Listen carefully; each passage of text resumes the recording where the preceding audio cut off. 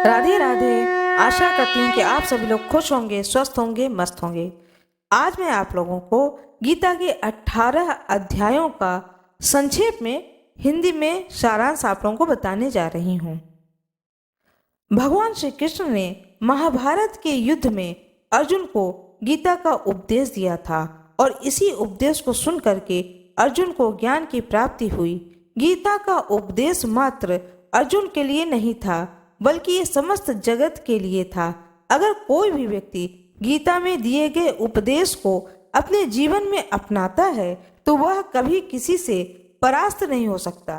गीता महात्म्य में उपनिषदों को गाय और गीता को उसका दूध कहा गया है, जिसका की अर्थ है कि उपनिषदों की जो अध्याय लिखी हैं वो अध्यात्म विद्या है और उसको गीता सर्वांश में स्वीकार करता है। गीता के 18 अध्याय में क्या संदेश छुपा हुआ है, आइए मैं आपको संक्षिप्त रूप में इसका वर्णन करती हूँ। पहला अध्याय। अर्जुन ने युद्ध भूमि में भगवान श्री कृष्ण से कहा कि मुझे तो केवल अशुभ लक्षण ही दिखाई दे रहे हैं। युद्ध में स्वजनों को मारने में मुझे कोई भी कल्याण दिखाई नहीं देता है। मैं न तो विजय चाहता हूँ, न ही राज्य और सुखों की इच्छा करता हूँ। हमें ऐसे राज्य, सुख अथवा इस जीवन से भी क्या लाभ है जिनके साथ हमें राज्य आदि सुखों को भोगने की इच्छा है, जब वह अपने ही जीवन के सभी सुखों को त्याग करके इस युद्ध भूमि में खड़े हैं। मैं इन सभी को मारना नहीं चाहता हूँ, भला हूँ यह सभी मुझे ही मार डालें, लेकिन मैं अपने कुटुंबियों को मार करके कैसे सुखी रह सकता हूँ। हम लोग बुद्धिमान होकर भी महान पाप करने को तैयार हो गए हैं, जो राज्य और सुख के लोभ में अपने प्रियजनों को, अपने स्वजनों को मारने के लिए आतुर हो गए हैं। इस प्रकार से शोक से संतप्त होकर के अर्जुन युद्ध भूमि में धनुष को त्याग करके रथ पर बैठ गए। तब भगवान श्री कृष्ण ने अपने कर्तव्य को भूल बैठे अर्जुन को अपने कर्तव्य और कर्म के बारे में बतलाया। भगवान श्री कृष्ण ने अर्जुन को जीवन के सत्य से परिचित कराया। कृष्ण ने अर्जुन की स्थिति को भांप लिया और भगवान कृष्ण समझ गए कि अर्जुन का शरीर ठीक है, लेकिन युद्ध आरंभ होने से पहले ही उसका मनोबल टूट चुका है। बिना मन के यह शरीर खड़ा नहीं रह सकता। अतः भगवान कृष्ण ने एक गुरु का कर्तव्य निभाते हुए तर्क, बुद्धि, ज्ञान और कर्म की चर्चा की। विश्व के स्वभाव, उसमें जीवन की स्थिति और उस सर्वोपरि परम सत्तावान ब्रह्म के साक्षात दर्शन से अर्जुन के मन का उद्धार किया। अध्याय दूसरा। दूसरे अध्याय में भगवान श्री कृष्ण ने बताया कि जीना और मरना, जन्म लेना और बढ़ना, विषयों का आना और जाना, सुख और दुख का अनुभव, ये तो संसार में होते ही हैं। काल की चक्र गति है, इन सब स्थितियों को लाती हैं और ले जाती हैं। जीवन के इस स्वभाव को जान लेने पर फिर शोक नहीं होना चाहिए। काम, क्रोध, भय, लोभ, राग, द्वेष से मन का सौम्य भाव बिगड़ जाता है और इंद्रियां वश में नहीं रहती हैं। इंद्रिय जन ही सबसे बड़ी आत्मजय है। बाहर से कोई विषयों को छोड़ भी दे तो भी भीतर का मन नहीं मरता है।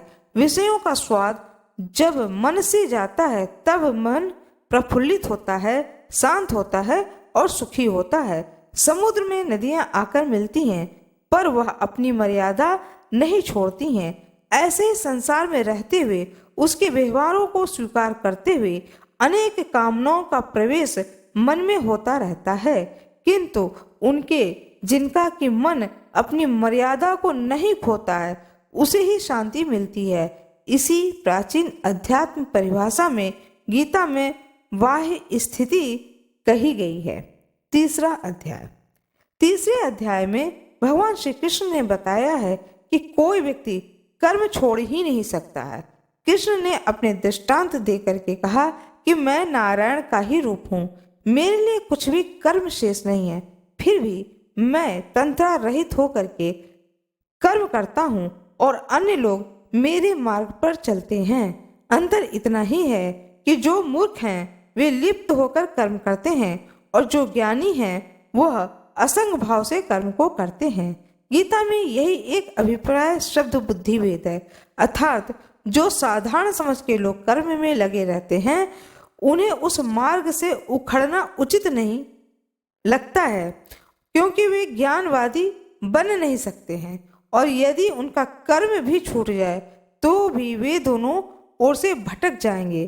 प्रकृति व्यक्ति को कर्म करने के लिए बाध्य करती है और जो व्यक्ति कर्म से बचना चाहता है वह ऊपर से तो कर्म छोड़ देता है पर मन ही मन उसमें डूबा रहता है।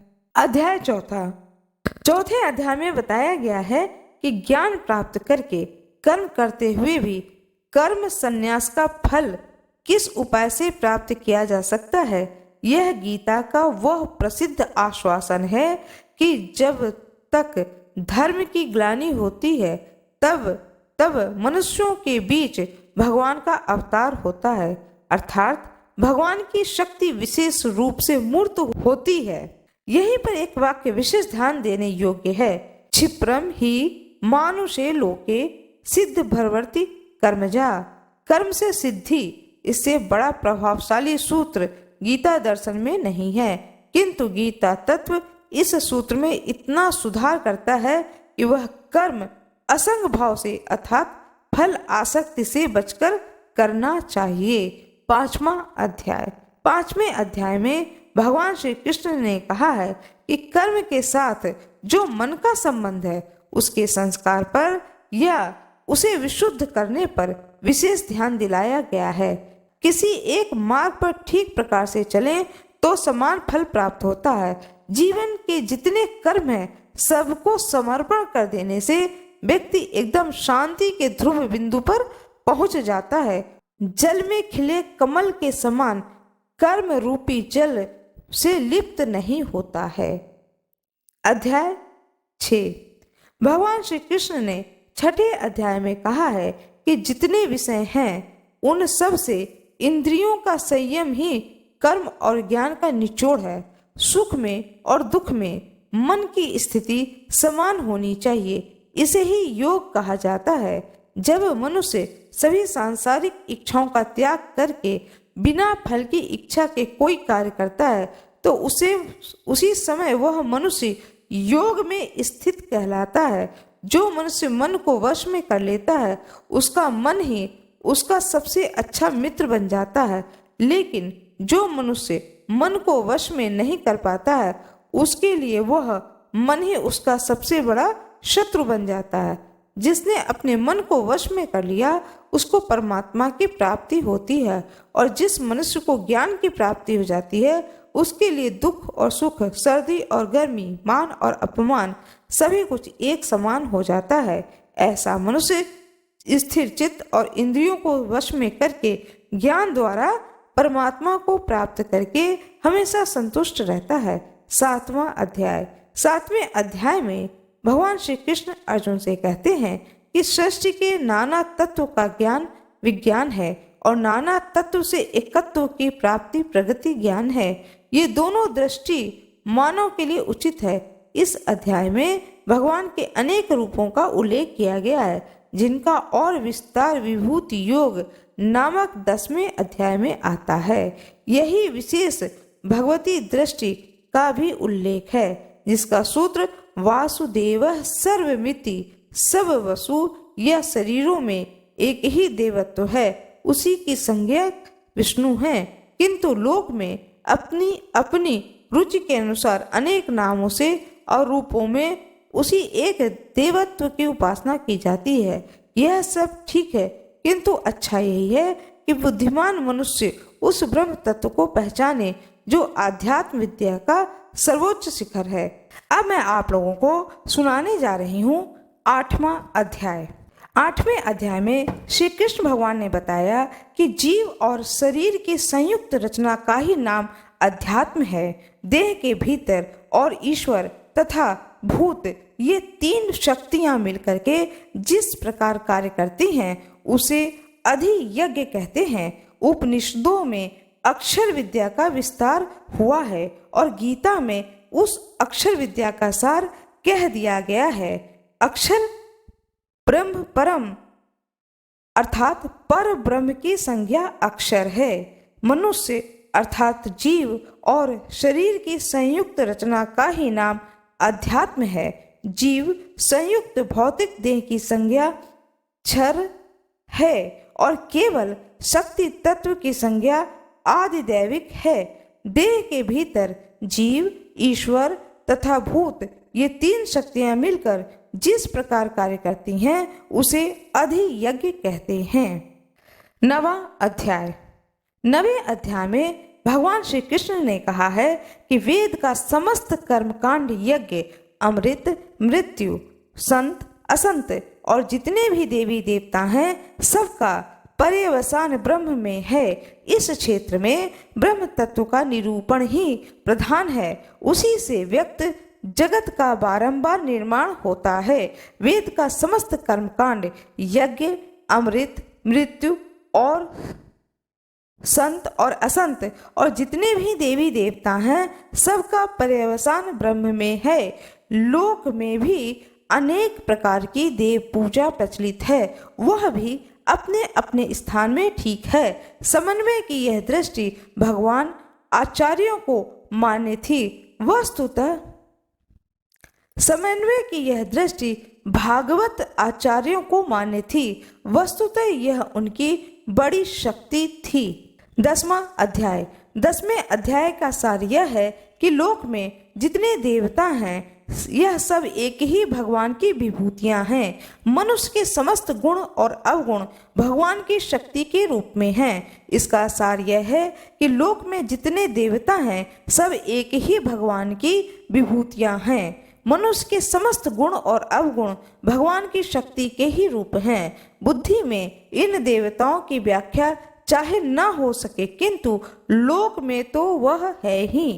कोई पीपल की पूजा कर रहा है तो कोई पहाड़ को, कोई नदी या समुद्र को, कोई उनमें रहने वाले मछली और कछुओं की।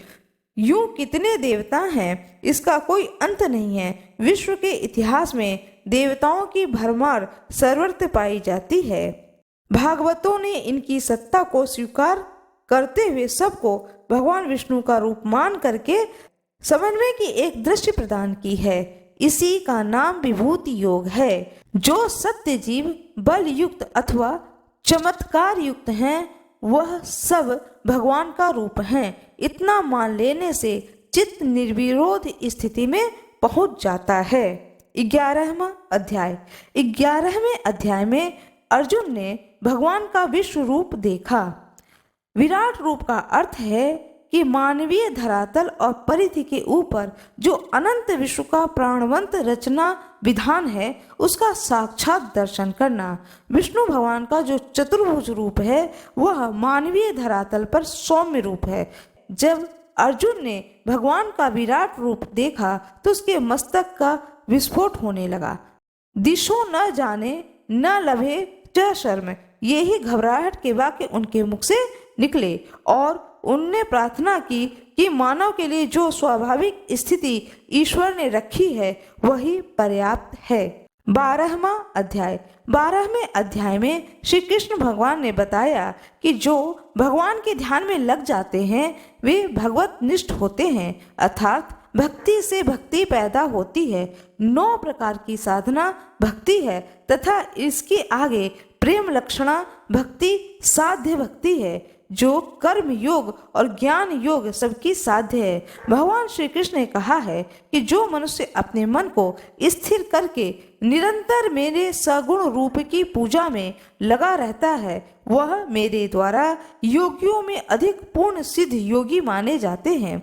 वही जो मनुष्य परमात्मा के सर्वव्यापी, अकल्पनीय, निराकार, अविनाशी, अचल स्थित स्वरूप की उपासना करता है वह अपने सभी इंद्रियों को वश में करके सभी परिस्थितियों में समान भाव से रहते हुए सभी प्राणियों के हित में लगा रहता है वह भी मुझे प्राप्त करता है। भगवान श्री कृष्ण ने अर्जुन से कहा कि तुम अपने मन को मुझ में ही स्थिर करो और मुझ में ही अपनी बुद्धि को लगाओ। इस प्रकार तुम निश्चित रूप से मुझ में ही सदैव निवास करोगे। यदि तुम ऐसा नहीं करते हो तो भक्ति योग के अभ्यास के द्वारा मुझे प्राप्त करने की इच्छा उत्पन्न करो। अगर तुम ये भी नहीं कर सकते हो तो केवल मेरे लिए कर्म करने का प्रयत्न करो। इस प्रकार तुम मेरे लिए कर्मों को करते हुए मेरी प्राप्ति रूपी परम सिद्धि को प्राप्त करोगे। 13वां अध्याय। 13वें अध्याय में एक सीधा विषय क्षेत्र है और क्षेत्रज्ञ का विचार है। यह शरीर क्षेत्र है, उसको जानने वाला जीवात्मा क्षेत्रज्ञ है। गुणों की साम्य अवस्था का नाम प्रधान या प्रकृति है। गुणों के वैषम्य से ही वैकृति सृष्टि का जन्म होता है। अकेला सत्व शांत स्वभाव से निर्मल प्रकाश की तरह स्थिर रहता है और अकेला तम भी जड़वत निश्चेष्ट हो रहता है, किंतु दोनों के बीच में छाया हुआ रजोगुण उन्हें चेष्टा के धरातल पर खींच लाता है। गति तत्व का नाम ही रजस है। भगवान श्री कृष्ण ने कहा कि मेरे अतिरिक्त अन्य किसी वस्तु को प्राप्त न करने का भाव, बिना विचलित हुए मेरी भक्ति में स्थिर रहने का भाव, शुद्ध एकांत स्थान में रहने का भाव, निरंतर आत्म स्वरूप में स्थिर रहने का भाव और अपने तत्व स्वरूप परमात्मा में साक्षात करने का भाव, यह सब मेरे द्वारा ज्ञान कहा गया है और इसके अतिरिक्त जो भी है वह सभी अज्ञान है। 14वां अध्याय। 14वें अध्याय में समस्त वैदिक, दार्शनिक और पौराणिक तत्व चिंतन का निचोड़ है। सत्व, रज, तम नामक 3 गुण त्रिको की अनेक व्याख्याएं हैं। जो मूल या केंद्र है, जिसे ऊर्ध्व कहते हैं, वह ब्रह्म ही है। एक और वह परम तेज जो विश्व रूपी अस्वस्थ को जन्म देता है, सूर्य और चंद्रमा के रूप में प्रकट हैं। दूसरी और वही एक चैतन्य केंद्र में या प्राणी शरीर में आया हुआ है। जैसा कि गीता में स्पष्ट कहा गया है कि अहम वैश्वानरो भूत्वा प्राणिनाम देहमाश्रितः। वैश्वानर या प्राणमयी चेतना से बढ़कर के दूसरा और कोई रहस्य नहीं है। नर या पुरुष 3 हैं, अक्षर, क्षर और अव्यय। पंचभूतों का नाम है क्षर, प्राण का नाम है अक्षर और मनस्तत्व या चेतना की संज्ञा अव्यय है। इन्हीं 3 नरों की एकत्र स्थिति को मानवीय चेतना का जन्म होता है। उसे ही ऋषियों ने वैश्वानर अग्नि कहा है। 15वां अध्याय। 15वें अध्याय में भगवान श्री कृष्ण ने विश्व के अस्वस्थ रूप का वर्णन किया है। यह अस्वस्थ रूपी संसार महान विस्तार वाला है। वह ब्रह्म ही एक और परम तेज जो विश्व रूपी अस्वस्थ को जन्म देता है, सूर्य और चंद्रमा के रूप में प्रकट है। यह सृष्टि के द्विविरुद्ध रूप की कल्पना है, एक अच्छा दूसरा बुरा, एक प्रकाश में दूसरा अंधकार में, एक अमृत में दूसरा मर्त्य में, एक सत्य में दूसरा अनृत में। नर या पुरुष 3 हैं, क्षर, अक्षर और अव्यय। पंचभूतों का नाम क्षर है, प्राण का नाम अक्षर है और मनस्तत्व या चेतना की संज्ञा अव्यय है। इन्हीं 3 नरों की एकत्र स्थिति से मानवीय चेतना का जन्म होता है। उसे ही ऋषियों ने वैश्वानर अग्नि कहा है। 16वां अध्याय। 16वें अध्याय में देवासुर संपत्ति का विभाग बताया गया है। आरंभ से ही ऋग्वेद में सृष्टि की कल्पना देवी और आसुरी शक्ति के रूप में की गई है। यह सृष्टि के द्विविरुद्ध रूप की कल्पना है, एक और अच्छा तो दूसरी ओर बुरा, एक प्रकाश में दूसरा अंधकार में, एक अमृत में एक अमृत में, एक सत्य में दूसरा अनृत में। भगवान श्री कृष्ण ने कहा कि अनेक प्रकार की चिंताओं से भ्रमित होकर के विषय भोगों में आसक्त आश्रय स्वभाव वाले मनुष्य नरक में जाते हैं। आश्रय स्वभाव वाले व्यक्ति स्वयं को ही श्रेष्ठ मानते हैं और वे बहुत ही घमंडी होते हैं। ऐसे मनुष्य धन और झूठी मान प्रतिष्ठा के मद में लीन होकर केवल नाम मात्र के लिए बिना किसी शास्त्र विधि के घमंड के साथ यज्ञ करते हैं। आसुरी स्वभाव वाले ईर्ष्यालु कुकर्मी मनुष्यों में अधम होते हैं। ऐसे अधम मनुष्यों को मैं संसार रूपी सागर में निरंतर आसुरी योनियों में ही गिराता रहता हूँ। 17वां अध्याय। 17वें अध्याय में भगवान श्री कृष्ण ने बताया है कि सत्य, रज और तम जिनमें इन 3 गुणों का प्रादुर्भाव होता है, उनकी श्रद्धा या जीवन की निष्ठा वैसे ही बन जाती है। इसका संबंध सत्य, रज और तम इन 3 गुणों से ही है, अर्थात जिस गुण का प्रादुर्भाव होता है उसकी श्रद्धा या जीवन की निष्ठा वैसे ही बन जाती है। यज्ञ, तप, दान, कर्म ये सब 3 प्रकार की श्रद्धा से संचालित होते हैं। यहाँ तक कि आहार भी 3 प्रकार का है। उनके भेद और लक्षण गीता में यहाँ बताए गए हैं। जिस प्रकार से यज्ञ से, तप से और दान से जो स्थिति प्राप्त होती है उसे भी सत्य ही कहा जाता है, और उस परमात्मा की प्रसन्नता के लिए जो भी कर्म किया जाता है वह भी निश्चित रूप से सत्य ही कहा जाता है। बिना श्रद्धा के यज्ञ, दान और तप के रूप में जो कुछ भी संपन्न किया जाता है वह सभी असत कहा जाता है। इसलिए वह न तो इस जन्म में लाभदायक होता है और न ही अगले जन्म में लाभदायक होता है। 18वां अध्याय। 18वें अध्याय में गीता के समस्त उपदेशों का सार एवं उपसंहार है। जो बुद्धि, धर्म, अधर्म, बंधन, मोक्ष, वृत्ति, निवृत्ति को ठीक से पहचानते हैं वही सात्विक बुद्धि है, वही मानव की सच्ची उपलब्धि है। पृथ्वी के मानवों में और स्वर्ग के देवताओं में कोई भी ऐसा नहीं है जो प्रकृति के चलाए इन 3 गुणों से बचा हो। मनुष्यों को बहुत देखभाल करके चलना आवश्यक है, जिससे कि वह अपनी बुद्धि और वृत्ति को बुराई से बचा सके, और क्या कार्य है, क्या करना है, क्या अकार्य है, क्या नहीं करना है, इन चीजों को इसको पहचान सके। धर्म और अधर्म को, बंध और मोक्ष को, वृत्ति और निवृत्ति को जो बुद्धि ठीक से पहचानती है वही सात्विक बुद्धि है, और वही मानव की सच्ची उपलब्धि है। जो मनुष्य श्रद्धा पूर्वक इस गीता शास्त्र का पाठ और श्रवण करते हैं वे सभी पापों से मुक्त होकर के श्रेष्ठ लोक को प्राप्त होते हैं। भगवान श्री कृष्ण की जय हो। भगवान श्री कृष्ण की जय हो। सभी भक्तों की जय हो। आप लोगों को यह कथा अच्छी लगी हो तो कृपया वीडियो को लाइक जरूर कर दीजिएगा, चैनल को सब्सक्राइब कर दीजिएगा, बेल आइकन अवश्य ही दबा दीजिएगा। आप सभी लोगों का बहुत बहुत धन्यवाद।